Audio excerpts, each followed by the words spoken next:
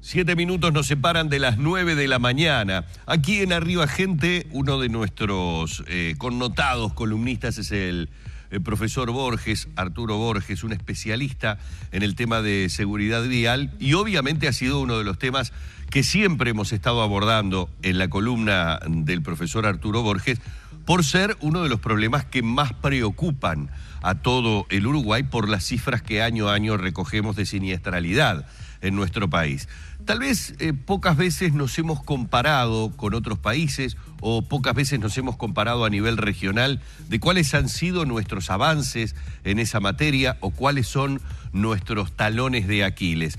Qué mejor entonces que recibir durante algunos minutos a Eugenia Rodríguez, una médica salubrista y epidemióloga brasileña, asesora regional en seguridad vial, para saber cómo estamos parados, de qué manera Uruguay está trabajando en esta materia. Así que lo primero es darle la bienvenida y agradecerle que haya aceptado nuestra invitación.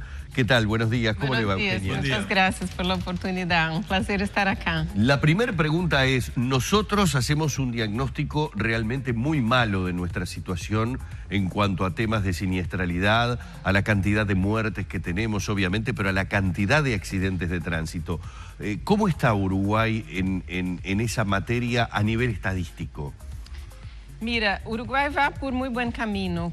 Nosotros tenemos esta mirada desde la oficina regional a todos los países de la región y cuando miramos las tasas, las últimas tasas que tenemos disponibles, porque trabajamos siempre un poco desfasados de los países para coletar datos de todos, ¿no? La última información que tenemos son datos de 2013, que lo publicamos en 2015, y tenemos una cifra regional de 15.9 y Uruguay en este momento estaba con 16.6.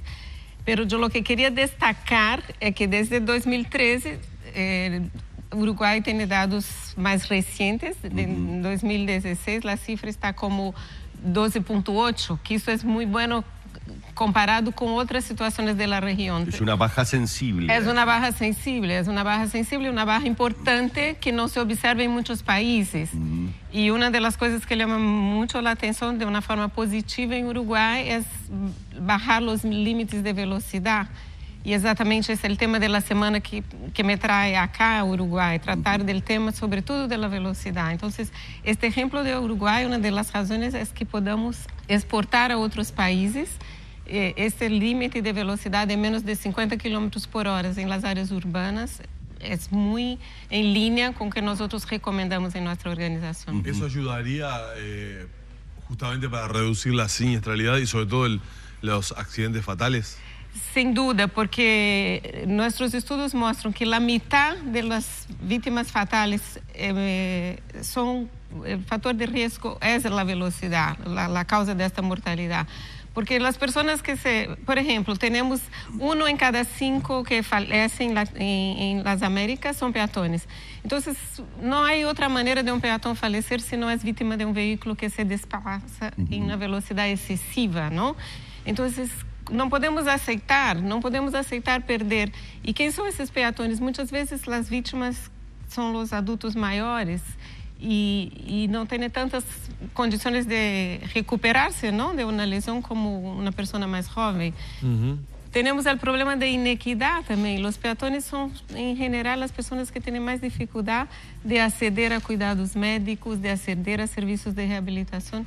Y muchas veces no pueden retornar a la escuela, no pueden retornar al trabajo. Entonces, evaluamos también que eso genera como perpetuando un ciclo de pobreza, de inequidad. Entonces, hay todo un tema que reducir la velocidad es clave. Por eso lo elegimos.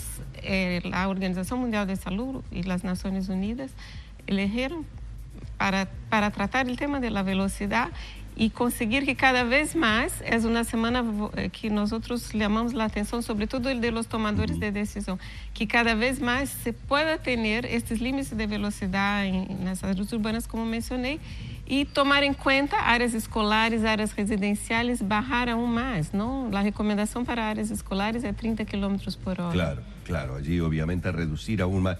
¿Tuvo posibilidad de estar en el Centro de Gestión de Movilidad de de la Intendencia? Tuve la oportunidad de ver una presentación del Centro de la Gestión de la Movilidad. Porque por allí se explica un poco números que desde las autoridades de la Intendencia se han dado como muy positivos en la disminución de accidentes que tuvimos.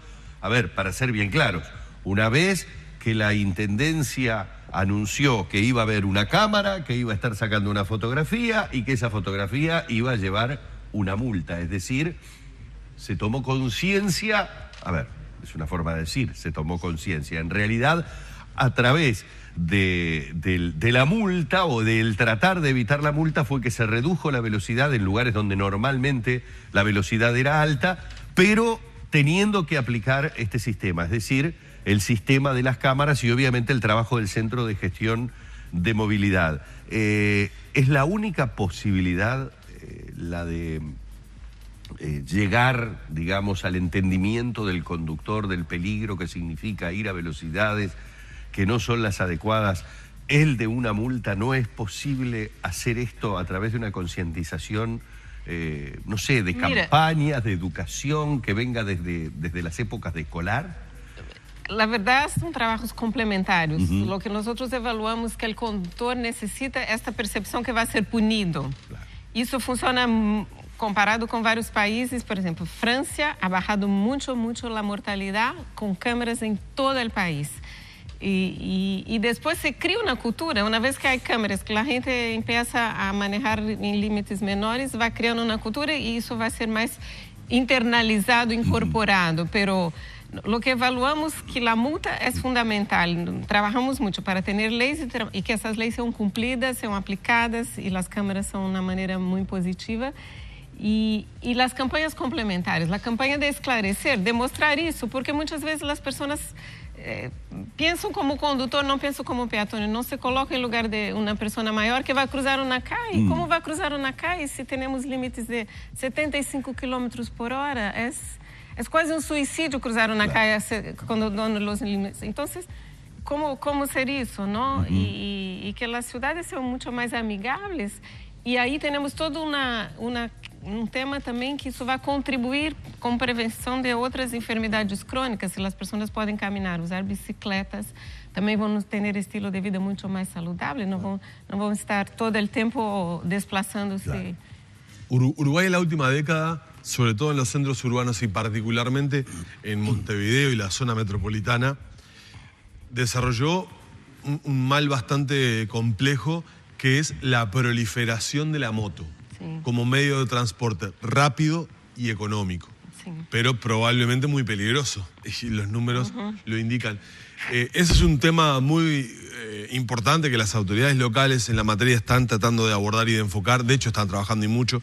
Se conocían algunos datos hace pocos días sobre que creció la muerte de niños y adolescentes menores de 15 años que viajaban en motocicletas en 2016.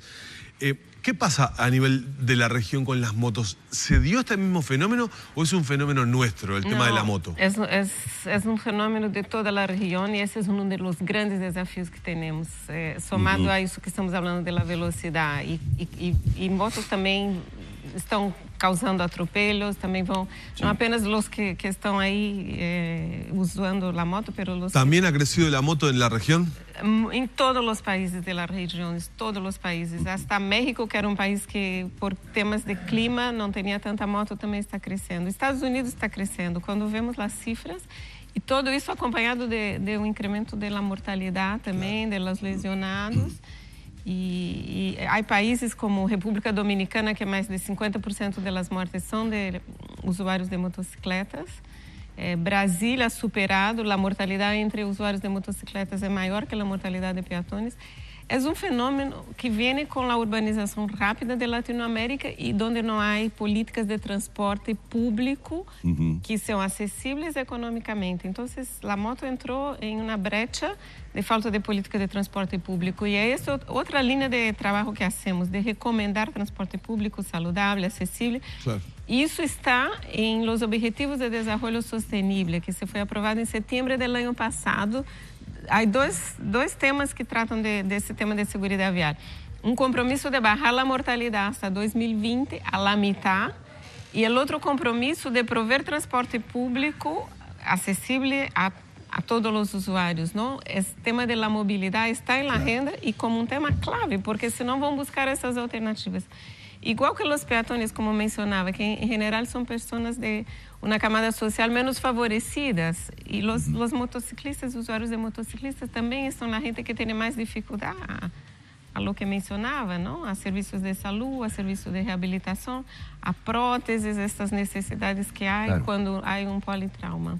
Eugenia, nosotros tenemos la percepción de que Uruguay tuvo, como los países de la región, como bien decía usted, un crecimiento en el tema de las motos, también un crecimiento muy grande en su parque automotor, en particular obviamente la ciudad de Montevideo, donde se centraliza mucho del tránsito, pero que la ciudad, desde el punto de vista de las obras, de su seguridad vial aplicada a lo que son la posibilidad de tener autopistas, vías de desagote diferentes, lo que usted hablaba, el transporte público. Tenemos un solo tipo de transporte público con ómnibus que son enormes, gigantescos. Hay momentos que parecerían completamente inadecuadas nuestras calles para el tipo de tránsito que en determinados horarios tenemos.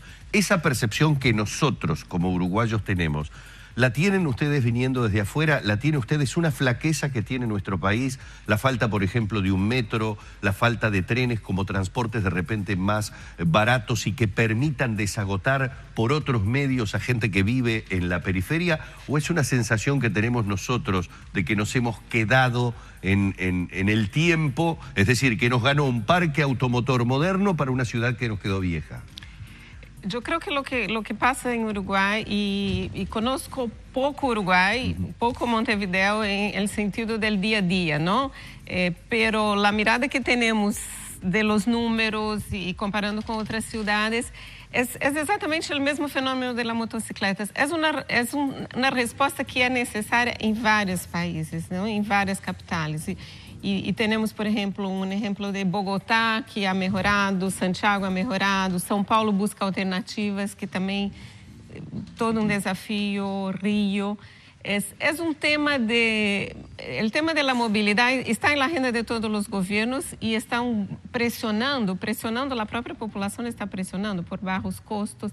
Entonces, el tema de lo que pasa acá en Uruguay, mucho semejante a los otros, y estas soluciones son soluciones de mediano y largo plazo. Entonces, yo creo que está sobre la mesa. Yo creo que cuando hablamos de víctimas en tránsito, hablamos mucho de esta falta de políticas, porque si tenemos más transporte público, lo que ocurre en países de Europa, tú vas a disminuir la exposición a riesgo, va a tener menos motocicletas en las calles, va a tener menos vehículos en las calles si nos desplazamos en transporte público, ¿no? Tenemos un drama muy grande en Uruguay. Usted hablaba de los peatones fallecidos, que evidentemente por las características generalmente son adultos mayores, o bueno, buena parte del grupo etario de fallecidos como peatones son los adultos mayores. Pero a nivel global de víctimas en el tránsito, tenemos un drama muy grande en Uruguay y es jóvenes fallecidos como consecuencia de accidentes. En este caso, la mayoría de ellos en la conducción de vehículos.